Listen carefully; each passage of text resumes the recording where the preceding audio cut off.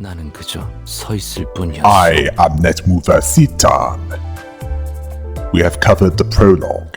Now we shall, make a start on Chapter 1's lore. Yes, I'm going to need to split this into different videos, as it's going to be that lengthy.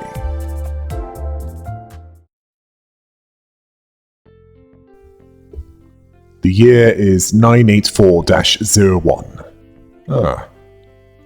So it looks like 6 months have passed since the end of Leviathan. Now, if the beginning of Leviathan was sometime not that far from the end of Library of Arena, and then Chapter 2 is set 6 months after that, it looks like 6 months more have passed, at least since the events of Leviathan.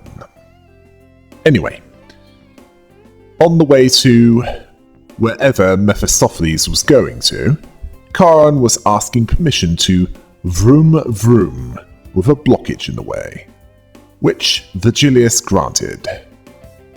Dante was, what passes for awake for one with a clock for a head? They were bored, and none the wiser regarding where they were going to.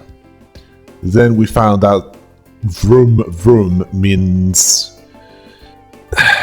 yes, it means run over any that stands in the way of them, even though washer fluid was expensive, all to clean the blood and chunks of human flesh off.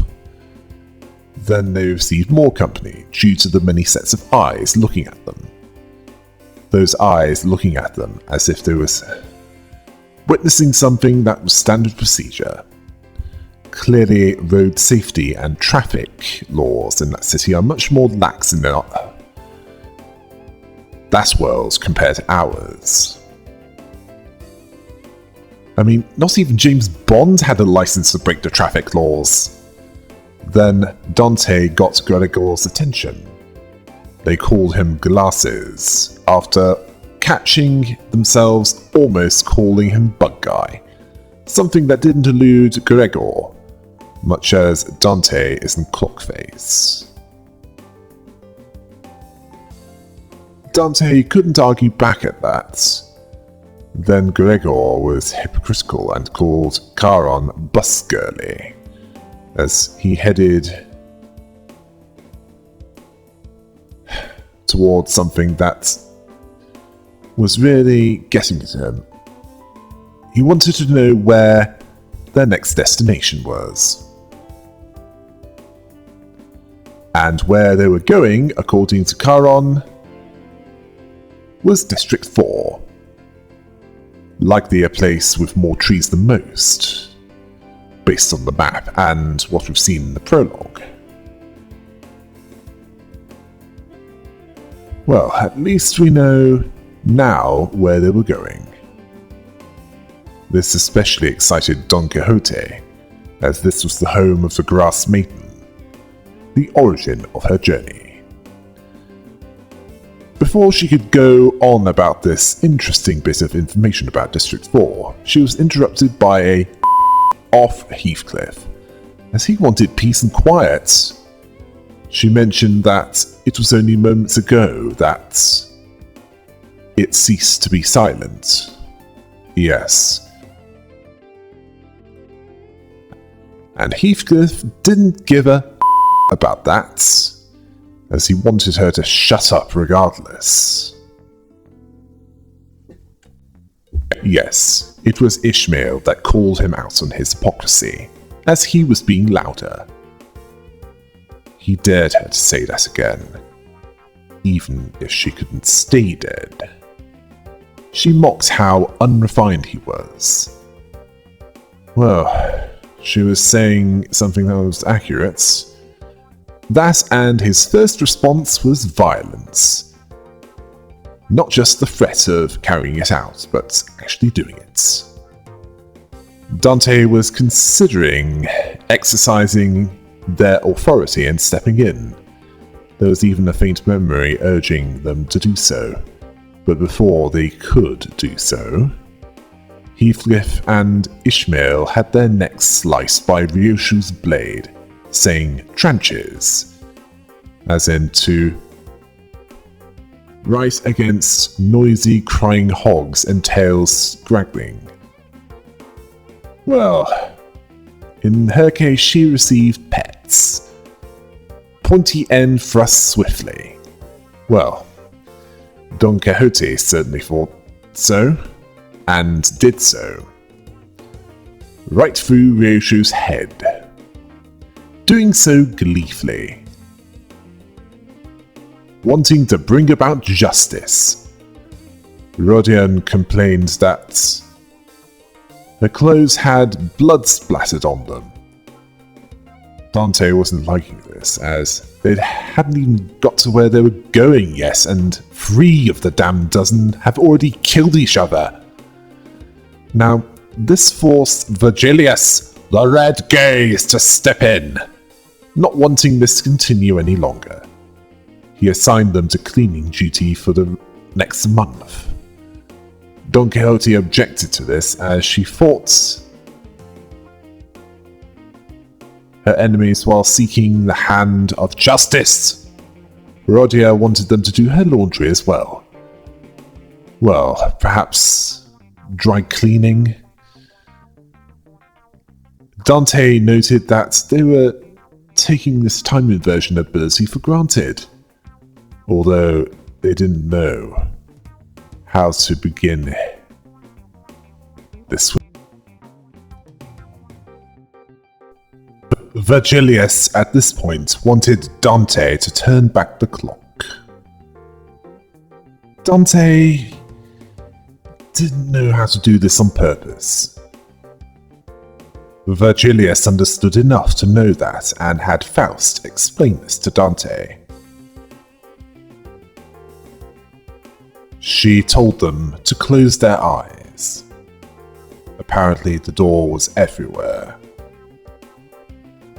Yes, everywhere. Apparently, the door was only seen by Dante. The stars were never set in the sky. They felt a threat of light creep into her sight. Then they saw a space and a massive door. It was unpleasant, but when it opened, it was even worse, as they could feel and hear agonizing cries, the endless laments and wailing.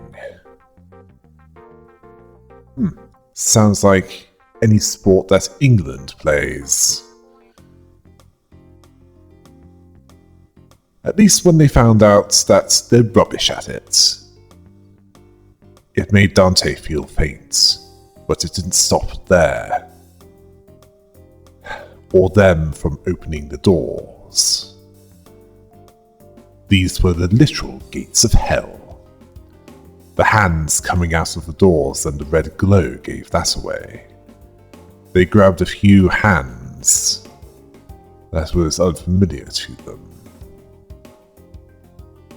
Their sins and their histories being felt. They even shared pain. The pain was real and also familiar. After they experienced this when reviving 12 of them, it was the feeling of pain that made them wish that they were dead, as they felt the agony of the 3 that they were witnessed to have been killed. The bones and muscles twisting. Time felt like it ceased to exist. They kneeled on the floor, right on top of a pool of blood. Well, thankfully he was wearing a red suit. It won't show on that one.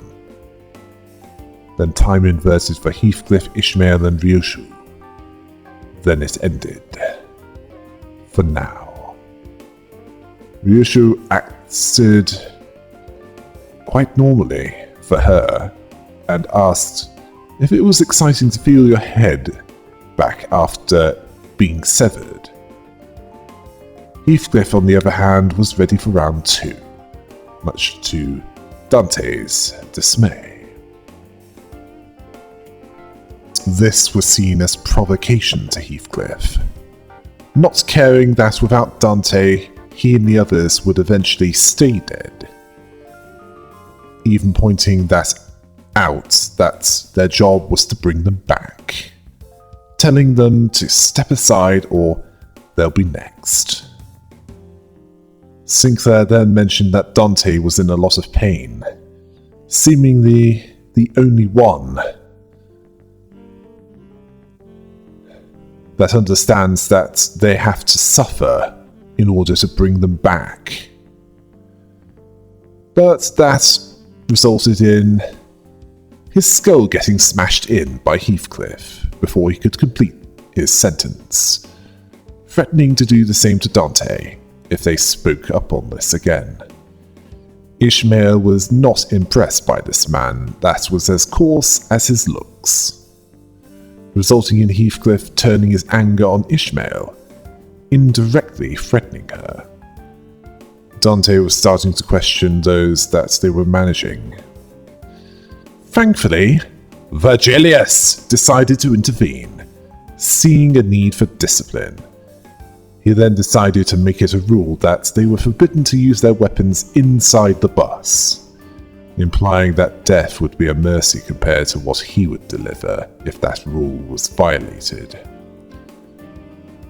Now, as aggressive he could be, Virgilius was one person that even Heathcliff wouldn't dare to provoke. Then Dante was told by Virgilius that they needed to rewind Sinclair. Knowing what this would do to them, they were hesitant to do this again.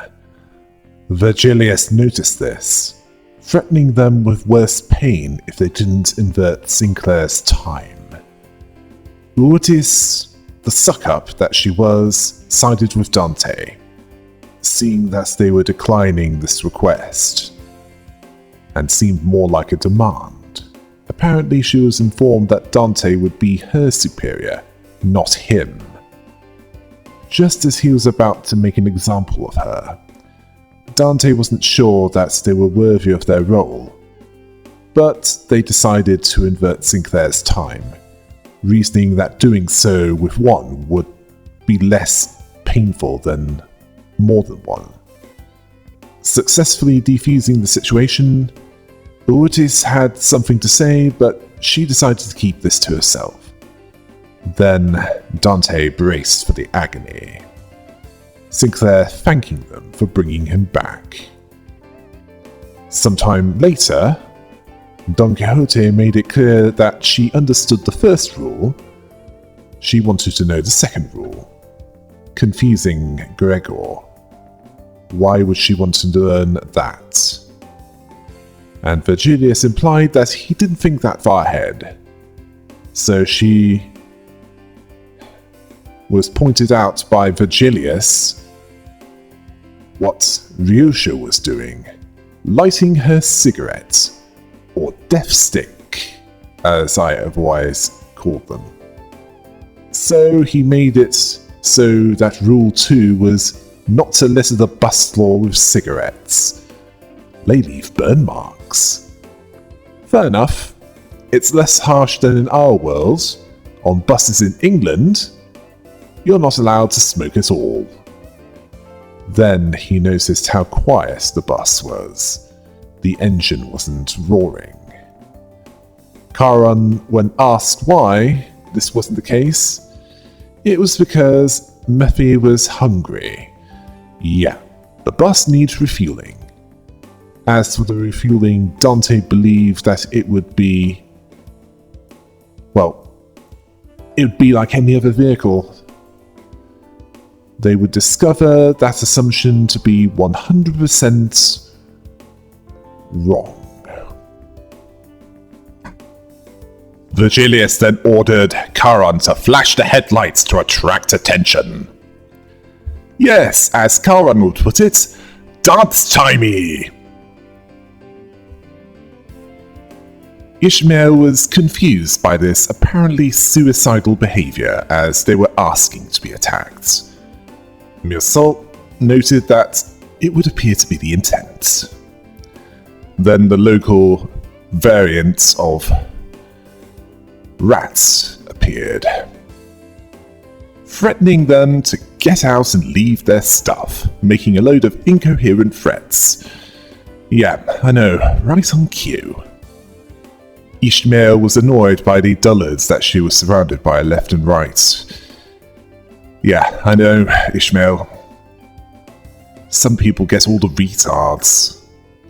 And Heathcliff resented this. Don Quixote was having a more black and white perspective of this, seeing them as cowardly villains. Virgilius then ordered them to fight them to near death, not kill them, explicitly stating that. They then fought the rats of District 4, and after the battle, it was revealed what the fuel of Mephistopheles was. It involved feeding people into the meat grinder that was a part of the front of Mephistopheles. Well, there'd be no shortage of fuel in District 23. They were thrown in while they were still alive, and not all in one piece.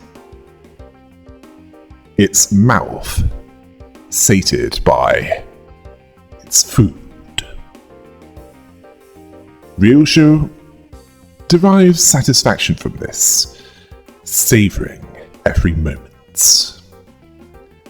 Sinclair was thinking that some of the others were out of their minds, asking if Dante thought the same. Then they asked back, were any of them forced to join? And this was considering that Dante was forced, well, practically forced to join themselves. Yes, I haven't forgotten the coercion earlier. Although he did, well, I suppose all of them, whether it be Sinclair, Dante, or any of the others, they had some motivation besides fear. Sinclair's reaction, specifically his head dropping, implied that this was a sensitive subject. Around the dilapidated slums that was the back streets of District 4, it didn't look as well built or as tightly packed as other back streets. Sinclair told them that it was his choice, but it didn't sound convincing, especially as Don Quixote implied that it wasn't the case, as she mentioned that she would have done that even if Limbus Company didn't recruit her. She was excited by the prospects of fighting more villains as a horde of evil was approaching. After that battle, Raja complained that she didn't know how long she had a feast. Apparently, she believed that Mephistopheles ate better than they did. Faust mentioned that all meals are provided with appropriately determined quantities. Radia didn't think that was enough to keep her going. Then Heathcliff was complaining about her complaining. While this was going on, Dante decided to ask what Mephi runs on. Well, it wasn't blood or protein, not by itself. It runs on enkephalin.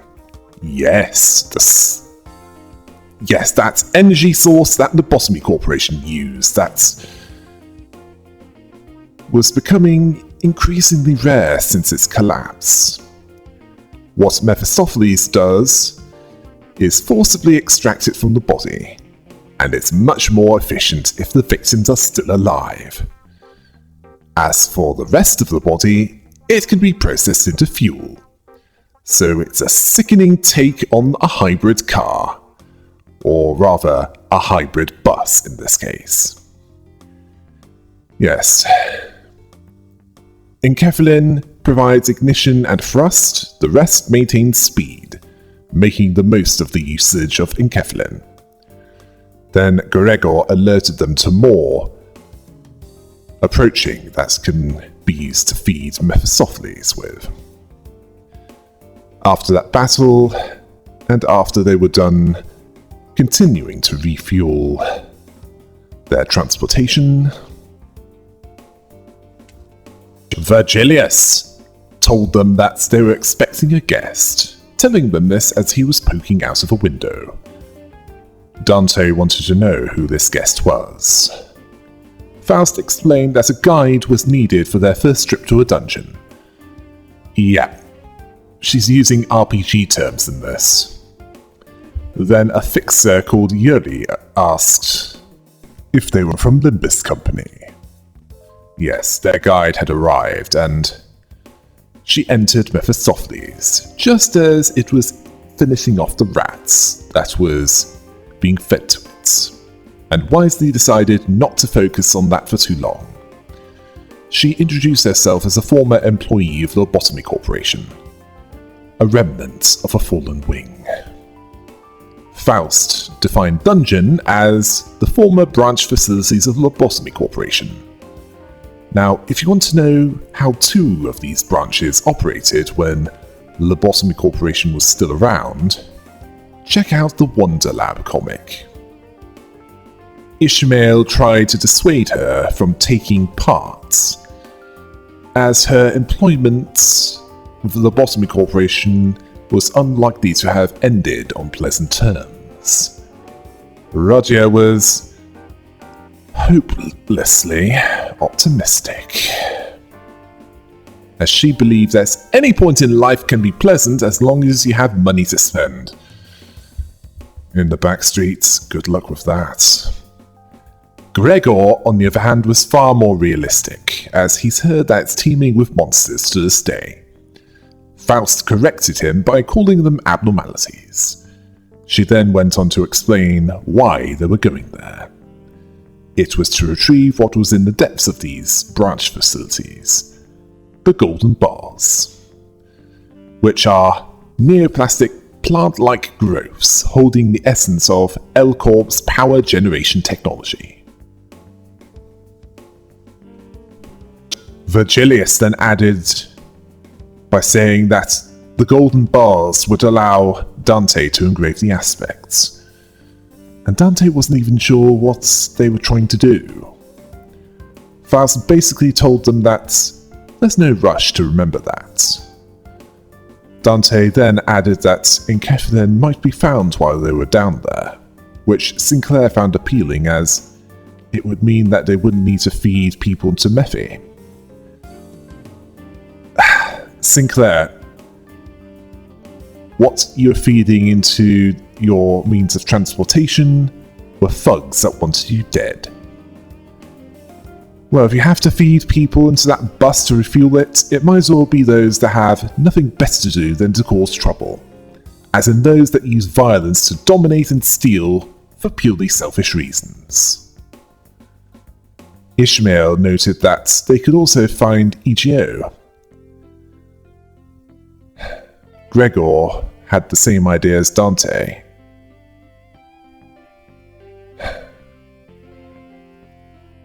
Specifically that they were being rude to their guest and asked what Yuri was doing since her layoff. Well, that's an interesting way of putting it. As for what Don Quixote thought, she saw that she had become an honourable fixer, exuding the noble scent of heroes. Please tell me you're joking. And also, please tell me what you're taking, because I'd rather give Jason Voorhees' machete a blowjob than take that if it means I end up like you. Thankfully, Yuri humoured the mad person. Ishmael was more blunt with her thoughts, that fixers are anything but noble or heroic, and that the scent she'll pick up is that of the miserable stink of wage slaves. Well, I can see the point. Noble or heroic fixers are rare there. It's certainly true that the typical fixer is neither heroic or noble, where they either get stronger, stagnate, or die. It's about as grimdark as it gets for a career. And for Yuri, she didn't have anything else going for her. I can certainly understand her there. As for her employment status, she's a contract worker. For now, at least. Ishmael asked if they promised to promote her to team leader or something similar if she struck gold in her former workplace. Likely referring to her office that employed her. But it's not that beneficial, as Yuri told her that her contract might be extended if she got results. Gregor understood that to get a permanent spot, she'd need to risk her life in a suicide mission. Ishmael saw it as a futile life. She has a problem with every single thing that she's hearing. I wonder why she's saying that. I'm sure she'll reveal that eventually. Yuri says, well, she sat down, waiting for the bus to move. Dante can't seem to get used to being around the damned dozen, and Virgilia somehow understood what they meant. He advised them to adapt to them sooner or later, and then ordered Charon to drive, much to her pleasure. Sometime after that, Yuri asked Charon if she wasn't reading the map. How does she know what roads to take?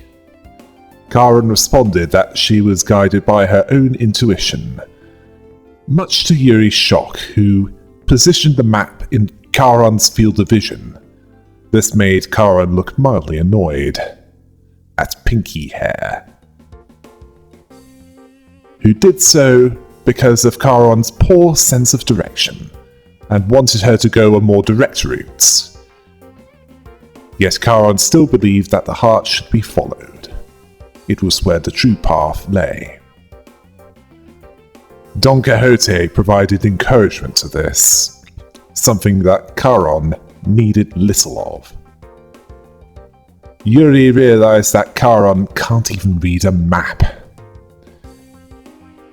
Ishmael was as blunt as she usually is, agreeing with her, face-planting as one of the voices of reason. Roger thought that Charon made a new friend, and Charon disagreed, calling Yuri's guidance blabbing, believing that she knew the way. Yeah, I certainly don't have confidence in Charon's sense of direction. Then more thugs appeared, wanting to get into the bus. Virgilius then ordered the damned dozen to take them down and feed them to Mephi. After that battle, and feeding their transportation, Yuri kept trying to teach Charon about the concept of having a sense of direction, such as knowing east from west, while all Charon seemed to know is front and rear, specifically of the bus. Yuri questioned how they came this far with a driver that had zero sense of direction. Sinclair joined in with his attempt to teach her how to improve that, and how to read a map. Then Rodia started treating Don Quixote like a small child, asking her if she wanted to join them. And she took offense to that, as she's no child and she's not little. Well, you are small compared to Rodia. While this was going on, Dante noted that Yuri might have had a rough childhood. Well, most of the damn dozen likely had that. The city is not a friendly environment. Gregor certainly knows something about that, as some nests are known to conscript any old enough to hold a knife. Yeah, child soldiers. And the nests are supposed to be the nicer parts of the city. And at least one of them conscripted child soldiers? Dante suspected that nests got into wars with each other in the past. And apparently this didn't happen frequently, but it was known to happen. And Dante wanted to know, as he needed to know this to better function as a manager. This impressed Gregor, seeing it as a stand-up attitude. A stand-up attitude, rather. Basically, he told Dante to save the gift of ignorance while you have it, as there's no going back once you've lost it. Yeah, even cleaners, that which are used to remove memories of sensitive areas, don't get rid of it completely. Then they were distracted by Yuri and Sinclair's continued efforts to get Charon back on track. Gregor noticing this and pointing this out to Dante. Then Virgilius sent the sinners to deal with more thugs, these ones feeling particularly vengeful towards those that fed their pals into Mephi. While Yuri and Sinclair continued with their possibly futile efforts with Charon, Dante asked if Mephi was specifically made for Limbus Company. Faust confirmed this to be the case, and she didn't need this to be verbalized to be able to tell that. It took the expected amount of time, whatever that was. She knew the ins and outs of the city.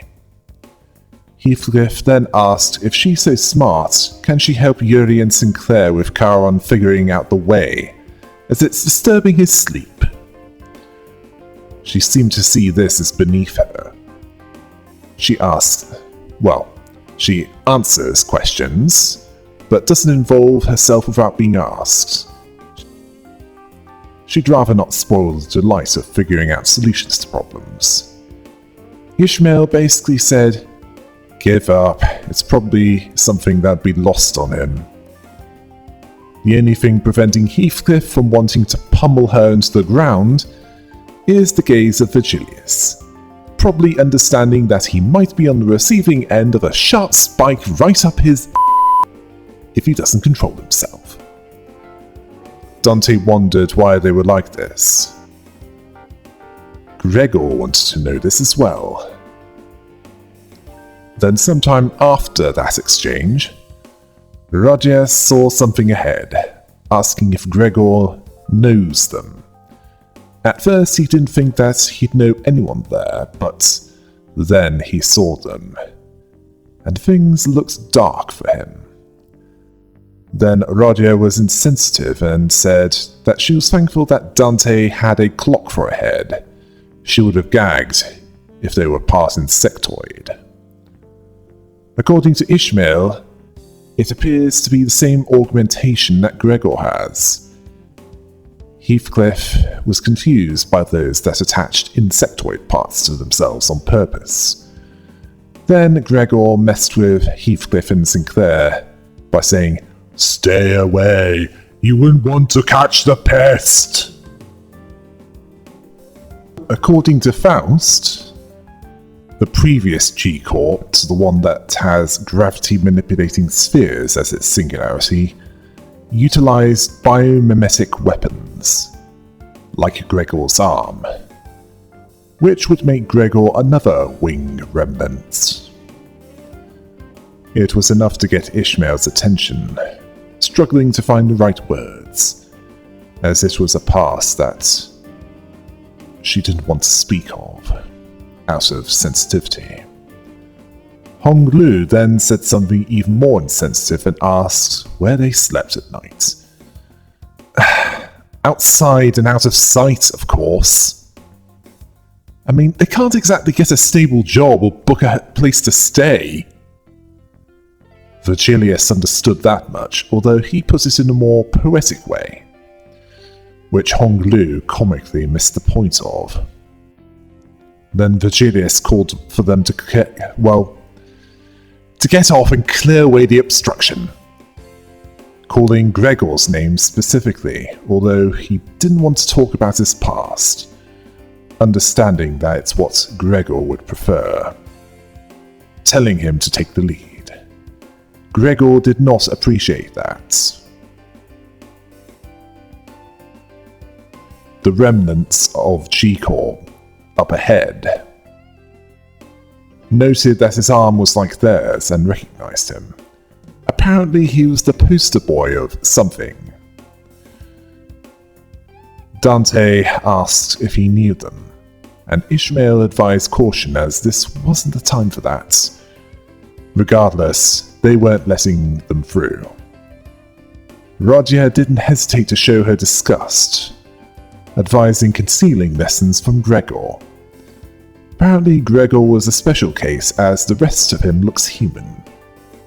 Yeah, the augmentation process makes insect parts grow on their head most of the time. Now that's foreshadowing. Well, he sees it as debatable that he's lucky in that regard. Yuri noticed that they were in the way of the branch facility, and Rodia asked if they were after the Golden Bar as well. Virgilius suspected that to be the case, and these were likely to be one of many groups who were after it, each for different reasons. Yes, regardless, they were forced to fight off these remnants from the old G-Corp. They then continued on their journey, Charon announcing that they had arrived after a time of driving, and that she knew the way all along. And Yuri disputed this, as she and Sinclair had to steer her from both sides non-stop, although Sinclair noted that she had improved her sense of direction. Both Dante and Ishmael were surprised at seeing the branch facility of Old Elcor, the latter commenting that it can't have been that long since that happened. Likely the collapse of it. Certainly more than a year since then. That much I can be certain of. Honglu questioned how a building can be in such a derelict state. This amused Heathcliff, who was more used to such sights. Virgilius told them to shut it and get off the bus. It's time for work. Dante noticed that there was people there. Faust identified them as from the same office as Yuri. They've apparently visited other branches of Elcorp a number of times. Yeah, it's clearly worth the arm to risk their lives. Virgilius told them to greet Hopkins and Aya. Aya was calmer, but Hopkins went full fanboy on the red gaze. Apparently, he certainly done much to be recognised. Yes, and as for their weapons, Hopkins had a crossbow, and Aya had a rifle of some kind, likely non-lethal.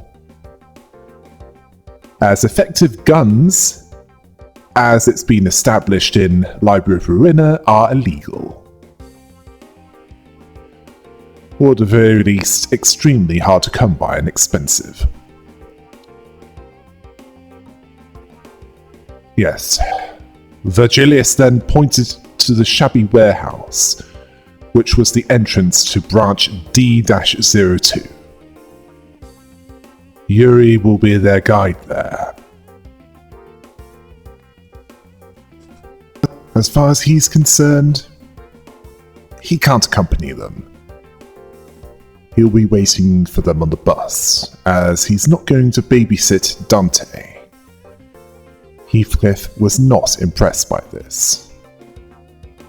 Well, Virgilius's reason for this was it would make their expedition free of challenge, more a tour than anything. It was more likely that there was another reason for this, a reason that has yet to be made clear at this point. Gregor understood this as him wanting them to come back with signs of struggle. Ishmael voiced her suspicions that it's what someone with ulterior motives would say. "Oh, you have no idea, Ishmael. You're probably not wrong, just not for the kind of reason that you're suspecting. Or at least might be suspecting." Virgilius didn't give a about that. He just expects them to go down there and retrieve the golden bar, and make use of what they have. Hopkins then assured him that he won't disappoint him. Aya was less passionate and sure of herself. Before they went down there, Virgilius wanted to talk to Dante, making it clear that they are grade 8 fixers, low-rank drudges that are errand people, given the tasks too menial for those with higher grades. They should be used, but not overly relied on. Dante made it clear that they understood. Apparently Virgilius saw them as someone that could actually converse with. He wished them luck before getting back on the bus. Inside of branch D-02, it was understandably not in good shape. Nature was starting to reclaim it, and there was long dead corpses and signs of struggle. Sinclair certainly noticed the smell of decay, and it was awful to him. Yisang also noticed this, much as the others did. Faust made it clear to Yuri, Hopkins, and Aya that if they died here, they'd stay dead. Hopkins and Aya didn't believe this, although since Faust didn't comment on that, Dante didn't feel the need to say anything. They also noted that the corpses had been there for some time. Then it was Otis' turn to suck up to the boss, noting that they've reached a state of active decay. Roger saw that more G-Corp remnants were ahead. She noted that Gregor was uneasy since they arrived there, possibly being scared of insects. Then she messed around with him by putting an insect on him. He was not impressed. Otis was less so, as this is causing more concerns for Dante. Faust then noticed that one body was still warm. The kill was recent. Yisang noted that as well. Yuri recognized them as more Lobotomy Corporation remnants. Ishmael mentioned that buried facilities were seen as gold mines, attracting any brave, greedy, or foolish enough to risk their lives for them. Both fixers and syndicates alike were in it for the lobotomy dream or the encephalin rush. Ryusho saw it as having a nice ring to it. Ishmael was annoyed by that, asking why she spoke after keeping quiet for so long. And Yisang asked if frivolous uses of words were not prone to the original meaning blurring. And Ishmael noticed that Yisang was speaking more than usual. Apparently, this was a recent shift in behavior, at least according to Faust. Otis saw it as not a bad thing to have more lackeys with keen eyes, telling them to keep it up. Yisang called her out on this, as she was making herself to look like the captain, when that's Dante's job. She then apologized for her insolence. Dante told them to head down, and then as they walked through what used to be a branch of the old Elcor, the corpses were seen as warped in a number of ways. One had wings coming out of their intestines, another had twisted antennae hanging out. Yuri noted that they looked similar to the G-Corp remnants encountered previously. This got Ishmael's attention. Then Otis told them to be quiet as uniformed tangos were ahead. Roger clearly didn't understand military speak.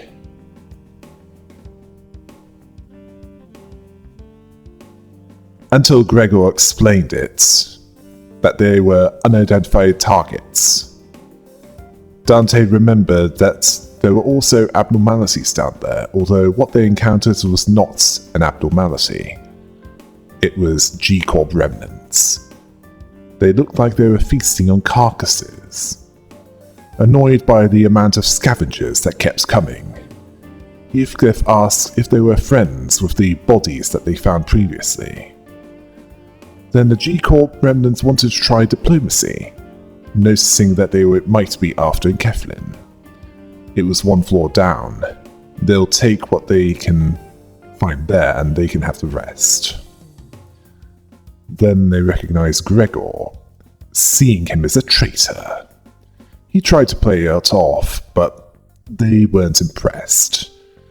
They were disgusted and resentful that he didn't have the side effects that they had with their biomimetic weapons. And when G-Corp lost the war, they were thrown away. In our world, veterans are thrown away if the war was won. Gregor considered himself to be discarded regardless, seeing it as how it was for all of them, and was not impressed by their current lifestyle of rifling through trash.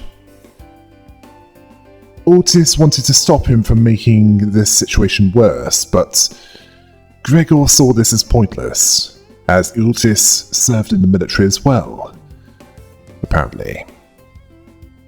And they weren't going to go through them without a fight. Apparently the remnants were going to let them through, but now they're going to mince them for dog food. Heathcliff didn't think so, as he suspected that they'd be, likely waiting for them to catch up. Or rather, climb up with the Enkephalin and then backstab them and take it for themselves. He explained to Sinclair, who didn't understand that they'd fallen to rock bottom and below. Honor had no meaning to them. When it comes to wealth, whether you're already wealthy or not, there are always those that will turn on each other, if they felt that they should have it all. After that battle, they continued through the branch. In the middle of their exploration, when they weren't fighting, Gregor was using a death stick to get his fix of nicotine. Ishmael thought that they'd have fared better if they'd got a job at the security company. Yes, specifically those G-Corp remnants. Otis didn't think it'd be as simple as that, as they knew of nothing other than how to be soldiers. It'd be overwhelming to be anything else. Also, according to Gregor, there's the stigma of being a remnant of a fallen wing. These remnants would be willing to bootlick any generous to take them in. This resonates with Yuri, who was silent during that verbal exchange. Gregor apologized for his insensitivity, as he should have chosen his words more carefully, knowing that he was in her position. She understood that G-Corp's fall was rough for him as well, along with many others, not just those that fought, but also for those within that nest. After that, they fought the Peccatulum, or Little Sins. I'll go over the specifics of these and other enemies in dedicated lore videos on the, how can I put it, bestiary? These were unfamiliar to Yuri, and Hopkins, he wasn't satisfied with this, never mind happy. Apparently the reason why they let a fallen wing remnant into their office was to provide info on what they'd be up against, and also lead the way. Even though he didn't expect much from such a low-rank agent, berating her for not knowing how to deal with what they just fought. Aya told him to take it easy. Faust observed that there might be a new species of abnormality. Yisang observed that they didn't have all the abnormalities in their confines, as, well, she can't tell them how to deal with what she was never taught to deal with to begin with. In fact, don't these look familiar to us? In fact, these were first encountered by Virgilius in that lab in Leviathan. You know, the lab that used the glass window technology? These were artificially produced by that. This made Hopkins feel awkward, and Yuri less so. Heathcliff didn't give a as what matters to him is that they're beaten to death. Misault made it clear that he'll do so if ordered to do so. Later, into the exploration of branch D-02, Hopkins was looking shifty, expecting nothing less from the Red Gaze's minions, where we see his true colors. Ryushu took offense to that, but thankfully Aya was there to stop things from getting worse. Aya thought that hemorrhoids were acting up again with him. Dante noticed something in his pockets, but didn't bother to point this out. Eventually, they reached a place that was safe enough for them to rest. Faust instructed Dante on how to look for the glimmer in the dark, the faint star of truth. Dante was worried that this would hurt. Faust assured them that it wouldn't hurt, as they were just looking for it. They decided to trust her on this occasion and blocked their sight, then found a beautiful sight that they could share. One that would heal the damned dozen of their injuries. As in, not needing to rewind their time to undo them. Ishmael was, she was impatient for them to do this. Yuri was surprised that the clock on Dante wasn't for show, Gregor implied its power to rewind their time, and Dante experienced mild frustration, asking if none of them recognized the pain that they endured. Rodia was open in her gratitude for this healing, although it was still painful for Dante, although likely not as painful as inverting their time to undo their deaths. Yes, Aya was impressed, as technology like that wasn't seen anywhere. I mean, not even in T-Corp? Hopkins saw this as singularity-level technology, greedily staring at Dante's head. Dante looked at his stuffed pockets while this was happening. Rodia noticed their distress, asking why they were staring at their head. Dante waved it off. Yi-Sang asked Faust if Dante can restore the lives of their guides using his power. Faust said no. I saw this as for the best, as that would mean being dragged to life with a gaping hole in your stomach. Wouldn't that suck? Actually, there are worse ways to die, as that would kill in seconds. And despite Dante's warning and right on cue, Aya was impaled by a spiky plant growth. Ultius alerted the others to prepare for battle. Aya disturbedly saw this as her being lucky. Yuri was disturbed by this, distressed even, likely because she took care of her. Gregor was supportive of her in such a traumatic time, and Faust was sure that they were facing an abnormality. Ultius awaited Dante's command, who felt pity for Yuri, who was in tears. They then ordered the damn dozen to fight to prevent any of her casualties, as unlike them, as in Hopkins and Yuri,